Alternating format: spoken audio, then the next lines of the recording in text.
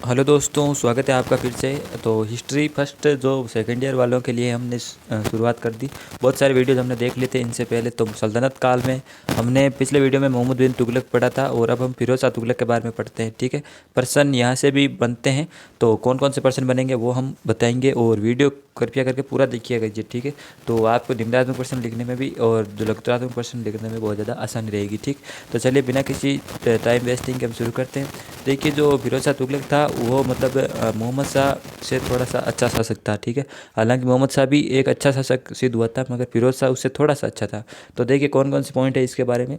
तो ये एक उदार शासक था कौन, फिरोज शाह तुगलक। और ये जो है धार्मिक आधार पर मतलब सलाह मानता था। उलेमा वर्ग से इसने सहयोग स्थापित कर रखा था और मोहम्मद शाह जो वो उलेमा वर्ग से सहयोग स्थापित नहीं कर रहा था। ठीक है, ये उलेमा वर्ग की सहायता से शासन कर रहा था और हिंदुओं पर इसने जजिया कर अनिवार्य कर दिया और इसने 4 प्रकार के कर लगाई। ठीक है, तो इन करों के बारे में डायरेक्ट पर्सन बन सकता है। यहाँ पे नाम लिख दिया। जैसे ये 4 कर कौन कौन से थे, तो एक तो खराज था, एक जक़ात और जजिया कर और कुगस कर। ठीक, ये 4 प्रकार के कर थे। तो पर्सन बन सकता है कि जजिया कर के बारे में आप टिप्पणी लिखिए। तो आपको लिखना है कि जो जजिया कर है गैर मुस्लिमों से लिया जाने वाला कर था। ठीक है, और इसकी शुरुआत सल्तनत काल में किस शासक ने की थी, वो सारी चीज़ें।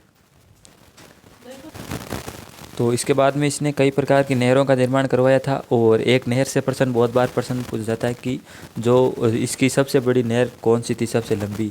तो उस नहर का नाम है अलकनीज, जिसका निर्माण फिरोज शाह तुगलक ने करवाया था। और इसका विस्तार पूछा जाता है, यानी ये कहाँ से कहाँ तक थी। तो जो अलकनीज नहर थी वो यमुना नदी से हिसार तक जाती थी। 150 मील लंबी नदी थी। प्रश्न इससे बहुत बार आता है कि फिरोज शाह तुगलक द्वारा निर्मित सबसे लंबी नहर का नाम लिखिए।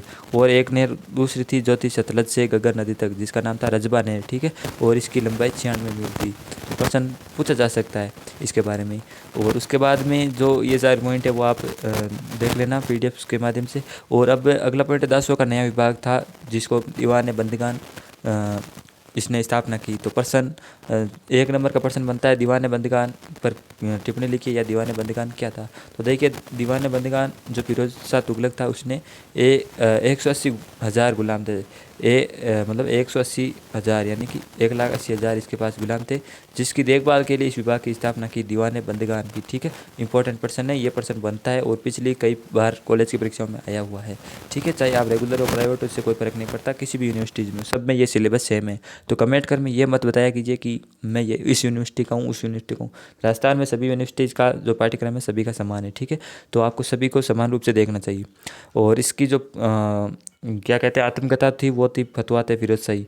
प्रश्न पूछा जा सकता है फिरोज शाह तुगलक की आत्मकथा का नाम लिखिए, तो फतवात है फिरोज शाही। ठीक है, और इसका दरबारी था बरनी। ठीक है, इसने एक और ग्रंथ लिखा तारीख फिरोज शाही और उसी को हम कहते हैं फतवा जानदारी। ठीक है, ये इसके ग्रंथ थे बरनी के बारे, बरनी के ग्रंथ। ठीक है, फिर हम प्रश्न देखते हैं कि प्रश्न क्या पूछा जाता है फिरोज शाह तुगलक के बारे में। तो प्रश्न आता है कि फिरोज शाह तुगलक की धार्मिक नीति पर टिप्पणी कीजिए। तो धार्मिक नीति, ये हिंदुओं से नफरत करता था और कुल्लेमा वर्ग मतलब उल्लेमा वर्ग से ये मतलब शासन के बागडोर से संबंधित जो भी बातें थी वो उनसे पूछताछ करता था। ठीक है, मतलब उनकी सलाह लेता था और जो शासन है कुरान के अनुसार चलाता था। और ये फुल आप कट्टर मुसलमान इसको समझ सकते हैं। ठीक है, और इसने हिंदुओं की कई मूर्तियां मंदिर इसने नष्ट करवा दिए और कई प्रकार के कई ब्राह्मणों को इसने जीवित मरवा दिया था। ठीक है, तो ये एक कठोर शासक था। ठीक है, वैसे तो ये एक कट्टर मुस्लिम शासक था। ठीक है, जो हिंदुओं से बिल्कुल नफरत करता था। ये इसकी धार्मिक नीति थी। फिर इसके सार्वजनिक कार्यों के बारे में अगर बात करें तो सबसे पहला तो इसका सार्वजनिक कार्य यही है कि इसने नहर का निर्माण करवाया। 5-6 प्रकार की नहरें। तो सबसे बड़ी नहर है वही 6% ज़्यादा आता है जो थी, अभी हमने नाम पढ़ा था उसका। तो उस नाम का कमेंट कर उस नाम को आप फिर से कमेंट करना ताकि आप मुझे पता रहे कि आप वास्तव में ध्यान दे रहे हैं या नहीं दे रहे। ठीक है, तो इसने 150 मील जो लंबी नहर थी वो यमुना से लेकर हिसार तक बनवाई थी। ठीक है, कृषि के लिए।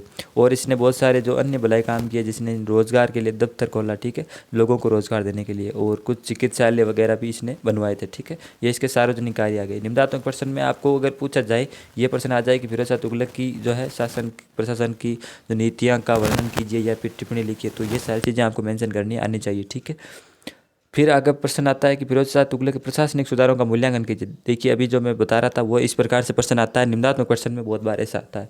तो आपको ये मैंने तो आपको इतना निम्नात्मक प्रश्न पूरा नहीं लिखा है, इसलिए मैंने तो क्या है पॉइंट्स वाइज आपको लिख दिए। तो आप अगर सीरीज आपके पास है तो आपको क्या करना चाहिए, सीरीज में से आपको पूरी, अगर आपको टाइम नहीं मिले या आप पढ़ना नहीं चाहते पूरा आंसर, तो आपको केवल पॉइंट्स पर ध्यान देना चाहिए। इसलिए मैंने भी यहाँ पे पॉइंट्स को ही मेंशन कर रखा है। ठीक है, ताकि आपको पूरी कहानी समझ में आ जाए। तो देखिए फिरोज शाह तुगलक के जो प्रशासनिक सुधारों में कौन कौन से थे, इसने बहुत सारे जो है कर है जो ऋण है माफ़ कर दिए थे।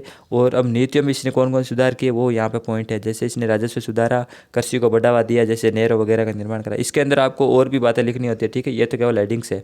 तो कृषि को इसने बढ़ावा कैसे दिया है, जैसे नहरों का निर्माण, अनावश्यक कर हटा दिया इसने, और जो 4 प्रकार कर है इसने लगवा दिए, उद्योगों का विकास इसने करवाया, और जो चिकित्सालय वगैरह वो सारे इसका निर्माण करवाया, दास प्रथा जिसने दीवान बंदगान की स्थापना की, ठीक है। तो इस प्रकार की चीज़ें ये आपको पूरे पॉइंट्स पर 400 शब्दों में आपको लिखने को आता है, ठीक है। तो ये तो पॉइंट थे, और भी इसके पॉइंट्स और भी बन सकते हैं, वो आप अपने दिमाग के हिसाब से बन सकते हैं, ठीक है। तो ये फिरोज शाह तुगलक का चैप्टर आज खत्म हो गया है। तो मिलते हैं फिर अगले वीडियो में, तब तक के लिए जय हिंद जय भारत।